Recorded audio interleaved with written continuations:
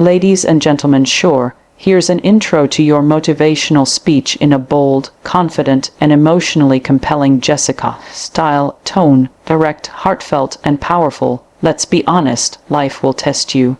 People will push you.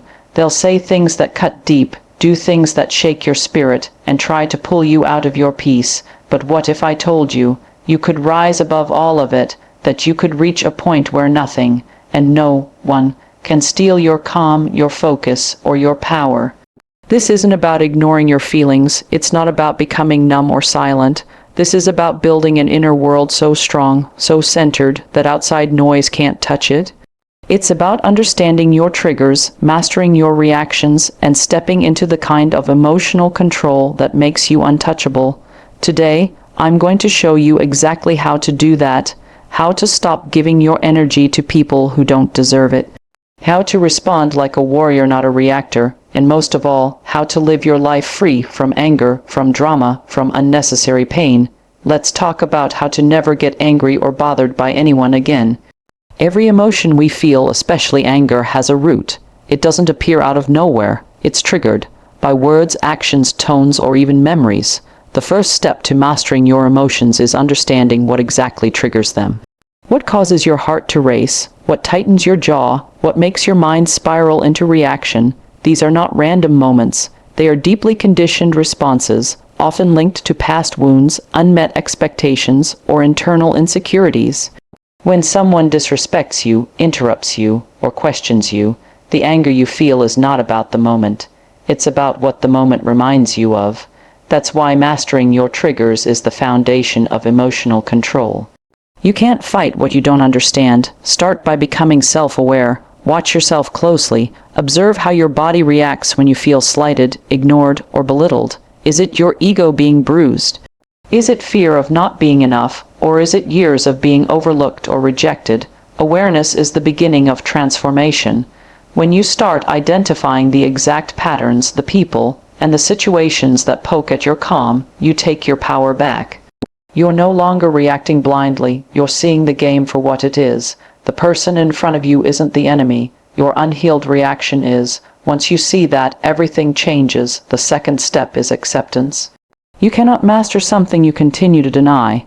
If certain people or environments consistently get under your skin, don't pretend it's fine. Acknowledge it. Be real with yourself. Say, this bothers me. This makes me feel small. This ignites my anger.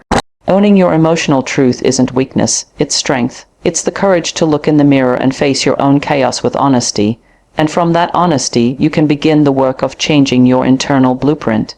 Now comes the work of rewiring. Every time you're triggered, you have two options: react from your past or respond from your power. Rewiring means replacing old reactions with new, conscious choices. When someone talks down to you, instead of instantly snapping back, you pause, you breathe, you recognize that their words are not your truth. When you feel ignored, you remind yourself that your value doesn't decrease because someone failed to notice it. These small pauses are not just moments. They are revolutions. Each time you pause and choose differently, you're teaching your nervous system a new way to be. You're no longer at the mercy of external chaos. You're becoming the calm in the middle of it. This isn't easy. Mastery never is. It takes repetition, patience, and discipline. It requires you to show up every day and train like a warrior of peace. You don't need to eliminate triggers from your life. You need to outgrow them. Because once you do, the same things that used to set you off will lose their power. They'll bounce off you like dust on armor. And that armor isn't cold or emotionless. It's built from deep inner understanding. People may continue to behave the way they always have, but your response becomes your domain. Your self-awareness becomes your shield. Your calm becomes your power. You realize that being triggered is no longer a signal to explode. It's a signal to evolve. Instead of losing yourself in rage, you find yourself in reflection. Instead of attacking, you listen. Instead of reacting, you reset. And in that space between stimulus and response, you find freedom. The freedom to choose, the freedom to rise, the freedom to remain untouchable. Emotions are powerful, but if they lead every response we give, they become a trap. Reacting emotionally is natural, But responding logically is intentional. It's a trained skill, not an accident. When someone says something that hits a nerve, your first instinct may be to defend, lash out, or match their energy. But in doing that, you've handed over control of your state of mind to someone else. Emotional reactions often create regret, drama, and escalation. Logical responses, on the other hand, create space, clarity, and power. When you respond from logic, you step back, you assess. You understand that not every action deserves a reaction, and not every word deserves a reply. Learning to detach emotionally is like building a mental muscle. It starts with distance, not physical, but psychological. You create a gap between what happens and how you choose to act. That gap is your freedom. When someone disrespects you, detaching doesn't mean you don't care. It means you care too much about your own peace to let someone else destroy it. You become an observer of the moment instead of a prisoner of it. You see the anger, the manipulation, the ego, clearly, without becoming entangled in it. Emotional detachment allows you to see the bigger picture, what is actually happening, what the other person might be projecting, and what your best move truly is. Most people operate from a place of reaction because they are emotionally invested in being right, being seen, or being heard. But real strength is being able to stay grounded while chaos swirls around you. You let people talk, you let them assume, you let them try to provoke you, and instead of falling for the bait, you remain rooted. You remember that your energy is currency, and you choose not to spend it recklessly. That is where logical thinking becomes a weapon.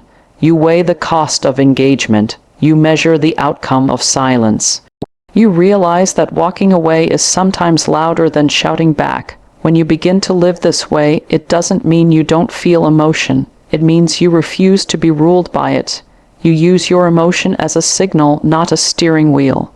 Anger might signal that a boundary has been crossed. Frustration might signal that expectations were not met. But rather than letting those emotions explode outward, you channel them into insight. You ask yourself, what's really happening here? Is this about me or about them? Is this worth my peace? Logic kicks in and guides your behavior. You don't deny the emotion, but you don't become the emotion either. You give it space, you examine it, and you respond with clarity.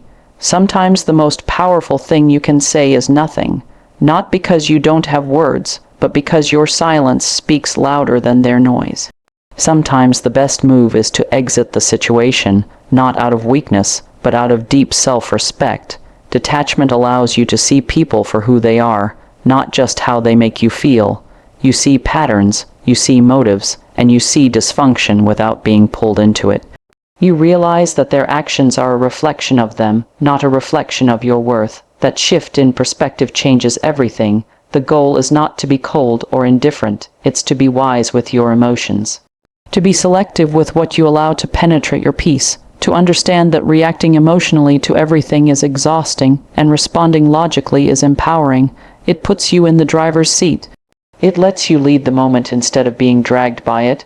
This kind of control isn't about suppressing what you feel, it's about choosing what deserves your response and what deserves your silence. One of the most powerful mindset shifts you can make in life is realizing that most of what people say or do has absolutely nothing to do with you. Their opinions, their tone, their rudeness, their mood swings, none of it is about you. People are walking around with unresolved pain, hidden insecurities, buried anger, and silent battles that influence how they treat others. When you take things personally, you absorb emotions that were never yours to carry. You become a sponge for someone else's storm. But when you truly understand that people project their inner world onto the outer world, you stop internalizing their chaos. Someone cuts you off in traffic, someone talks behind your back, someone disrespects you in a conversation. Your automatic reaction may be to feel offended, insulted, or enraged, but that reaction is based on the assumption that they are intentionally attacking you. The truth is, most of the time, they're not even thinking about you. They're reacting from their own wounds, their stress, their ego, their frustration, their childhood conditioning. When you stop taking it personally, you begin to see clearly. You see the pain behind the insult, the fear behind the arrogance, the insecurity behind the control, and that awareness allows you to move differently. You can stand in your power without absorbing their poison. You can witness their behavior without attaching your identity to it. Just because someone speaks with bitterness doesn't mean you're to blame. Just because someone treats you with coldness doesn't mean you're not worthy of warmth. People express what's inside them. If someone is full of resentment, that's what will spill out. If they're full of love, that's what you'll feel. Your job is not to fix or fight their emotional state. It's to manage yours. It's to protect your own mental clarity by refusing to let their behavior define your mood or your worth. This shift doesn't make you passive. It makes you powerful. It means you no longer give people the authority to write your emotional script. They can talk, but you don't have to react. They can judge, but you don't have to explain. They can disrespect, but you don't have to stoop. Because once you stop personalizing behavior, you stop reacting to it like it's personal. You start choosing responses based on your standards, not their actions. That's emotional independence. That's freedom from the emotional roller coaster created by other people's dysfunction. This doesn't mean you tolerate disrespect or allow toxic behavior. It means you deal with it wisely, not reactively. You set boundaries, you distance yourself, you communicate clearly. But you don't let it live rent-free in your mind. You don't let it ruin your day, your sleep, or your self-worth. You understand that their opinion is not your reality, their mood is not your responsibility, and their reaction is not your problem to solve. You are not here to manage the emotional baggage of everyone around you. You are here to live with peace, clarity, and strength. When you stop personalizing, you stop being manipulated by guilt, shame, or the need to prove something. You become solid in who you are. You stop needing their validation because you've already validated yourself. And when you no longer take things personally, your world becomes lighter. People can still try to provoke you, but they lose their power. You're no longer giving them access to your emotional system. You watch their behavior, you understand it, and you keep it in its place outside of you. Your energy is your most valuable asset. It determines how you feel, how you think, how you act, and what kind of life you create. Every day, you are either investing your energy into things that build you or wasting it on things that drain you. And one of the most common ways people lose their energy is by giving it to situations and people that do not deserve it. You don't need to attend every argument you're invited to. You don't need to match every low vibration thrown your way. You don't need to prove your worth to people who refuse to see it. Protecting your energy isn't selfish, it's survival. When you allow someone else's words, actions, or behavior to get under your skin, you've handed them the keys to your emotional state. You've allowed them to dictate your peace. But when you decide that your energy is sacred, you begin to guard it like gold. You become intentional about where your focus goes, who you engage with, and what conversations you choose to have. You realize that not everything deserves your reaction, your explanation, or your time. Some things are better left in silence. Some people are better loved from a distance, and some situations are better walked away from than won. It starts by being aware of who and what drains you. Pay attention to how you feel after certain interactions. Do you feel heavy, irritated, or exhausted? That's your energy being robbed. You don't have to hate anyone to walk away from them. You don't need a dramatic ending to protect your peace. Quiet decisions, silent boundaries, and calm exits are enough. Because at the end of the day, your energy is the fuel for everything. When it's low, everything feels harder. Your goals, your mindset, your relationships. When it's high, you move with clarity, confidence, and strength. Think of your energy like a bank account. Every interaction is either a deposit or a withdrawal. The more you let petty things disturb you, the more overdrafted your peace becomes. You must become selective. You must train yourself not to respond to everything, not because you're weak, but because you're strong enough to choose what matters. Someone disrespects you, that's a reflection of them. Someone talks behind your back. That's their insecurity echoing, not your truth. Someone tries to provoke you, that's their chaos, not your responsibility. You save your energy for what grows you, not what drains you. protecting your energy also means protecting your environment. If your space is filled with negativity, noise, or unnecessary stress, it becomes harder to stay calm. Create spaces that bring you peace. Surround yourself with people who uplift, not agitate. Feed your mind with thoughts that strengthen, not weaken. What you allow around you eventually shapes what's inside you. Be intentional about curating an environment that supports your emotional discipline. This also means protecting your internal dialogue. Sometimes it's not other people draining you, it's your own thoughts. Overthinking, replaying conversations, seeking validation, holding on to grudges. These are silent thieves of your energy. Learn to pause those patterns. Learn to question the stories you tell yourself. Just because a thought appears doesn't mean it's true. Just because you feel triggered doesn't mean you have to act on it. The real battle isn't always outside, it's inside. When you start protecting your energy from your own inner chaos, you become unstoppable. You are not obligated to entertain conflict. You are not required to justify your peace. You owe no explanation for choosing silence over noise. You were not born to be drained by the world. You were born to master your world. And that mastery starts with energy, where it flows, who it serves, what it builds, what it protects, and what it no longer tolerates. Silence is often misunderstood. People see it as weakness, passivity, or fear. But in truth, silence is one of the most powerful tools you can possess. When you choose silence over reaction, you're not surrendering, you're taking control. You're refusing to fuel drama with your energy. You're choosing peace over ego.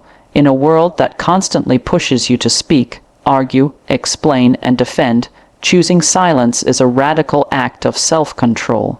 It's a way of saying, I don't owe you my reaction, I don't owe you my energy, I know who I am and I don't need to prove it to anyone. Silence gives you space to think, to breathe, to separate the noise from the truth. It gives you time to calm the storm before it becomes destructive. When someone disrespects you, insults you, or tries to provoke you, the world teaches you to clap back, to fight for your honor. But the real strength lies in holding that energy back, letting the moment pass, and responding only if it truly serves you. Silence can be louder than any words. It communicates confidence. It shows that you are not easily moved, not easily manipulated, and definitely not easily broken. When you stay silent in the face of provocation, you force others to face their own noise. You reflect their chaos back to them without adding your own. You let them sit in the discomfort of their behavior without giving them the comfort of a reaction. Silence holds up a mirror. It makes people more aware of their own actions. And most of all, it protects your emotional space.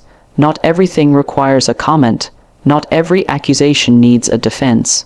Not every opinion deserves a platform. Some things are best met with nothing. No response, no reply, just quiet detachment. This isn't about avoidance. This is about discernment. You choose when to speak and when to stay silent, not out of fear, but out of wisdom. You understand that timing matters, tone matters, and intent matters. You understand that silence isn't the absence of communication. It's the presence of control.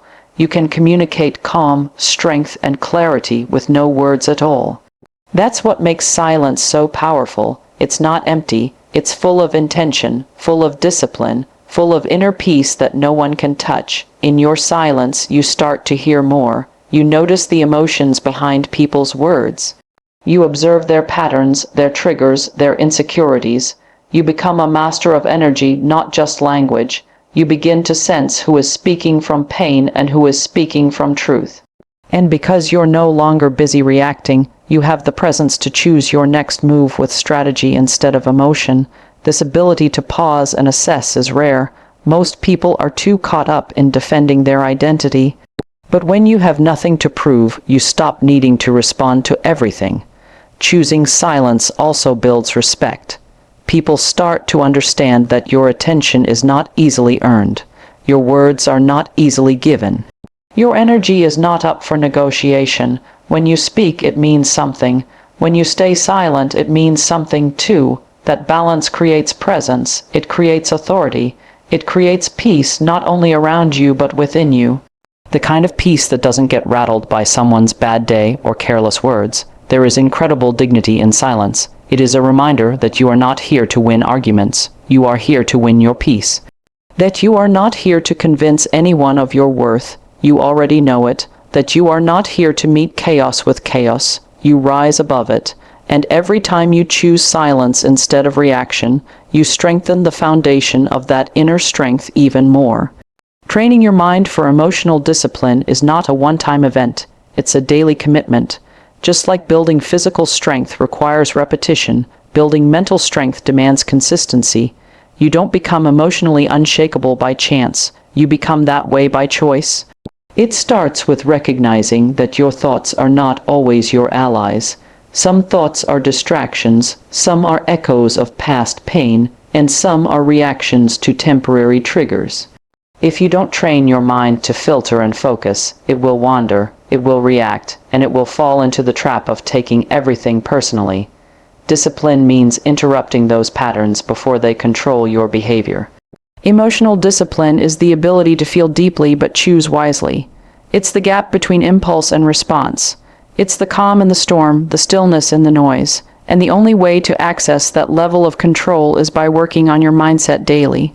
It means starting your mornings with intention, whether that's meditation, journaling, breathwork, or simply sitting in silence to prepare yourself for the day ahead. It means rewiring your automatic responses so that the moment you feel anger, judgment, or irritation rise, you don't let it speak for you. You observe it, you breathe through it, and you respond with clarity. Mental training is not glamorous, it's not loud, it's the quiet repetition of healthy thoughts. It's choosing not to spiral when something goes wrong. It's holding back from responding to nonsense. It's staying focused when distractions pull at you. Every time you pause instead of reacting, every time you breathe instead of bursting, you are strengthening the neural pathways that lead to peace over chaos. Over time, those small moments add up. They turn into a new default setting. You become the person who stays calm not because you don't feel, but because you've practiced rising above feelings that don't serve you. Part of training your mind is also untraining what the world taught you. You were taught that reacting quickly is strength, that defending yourself is necessary, that you must always speak your mind. But emotional discipline often looks like silence, restraint, and inner processing. It's a strength that isn't loud. It's in the way you don't let someone ruin your day. It's in the way you don't text back when provoked. It's in the way you walk away with your dignity instead of staying to argue with someone who doesn't value truth. These acts of control are not small. They are the roots of real power. To train your mind, you must also feed it the right material. What you read, watch, and listen to shapes your internal world. If you constantly consume content that fuels outrage, comparison, or fear, your emotional responses will reflect that. But if you fill your mind with wisdom, with truth, with practices that ground you, your responses will reflect peace and maturity. Your environment plays a role in your discipline. Choose people who inspire calm, not chaos. Choose habits that reinforce control, not impulsivity. Choose routines that bring clarity, not confusion. Training your mind also means embracing discomfort. Discipline is forged in moments of pressure, when you want to lash out but don't, when you want to prove someone wrong but choose silence, when you want to react but instead you reflect. These are the unseen victories that build emotional mastery. You won't always get it right, but every time you fall and get back up with awareness, you grow stronger, and the stronger your discipline, the harder it becomes for anyone to control your peace. Your mind becomes your ally, not your enemy. It becomes a space of power, not panic, a space of response, not reaction, a space of stillness no matter what comes your way.